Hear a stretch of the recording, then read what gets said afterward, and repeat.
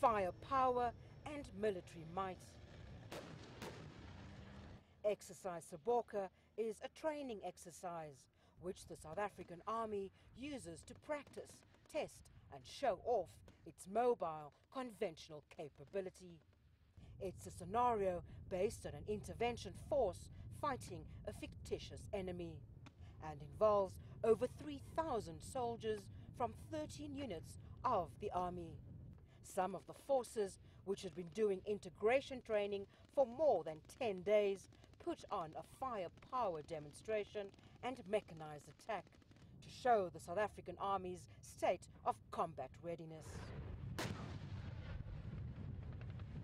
The Chief of the Army, General Vusi Masondo, said force preparation was the main focus of the Army, and he praised his unit commanders for the excellent way they had looked after the country's military equipment and personnel despite serious budgetary constraints. Yeah, we continue to be challenged in terms of our budget. But looking on the positive side of that, it requires us to be more innovative. For instance, we have launched a campaign of equipment awareness, where our soldiers have to learn to take care of the equipment that we have, because we realize that there's a lot of pressure on the national budget, and that money is not going to easily come our direction.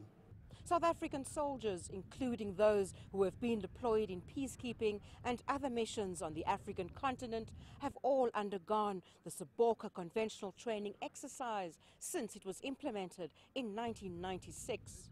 I think what is important that we must understand is that the government imperative is that the Army must always be combat ready to execute the task has been given by the government to protect this country, whether inside or outside the borders.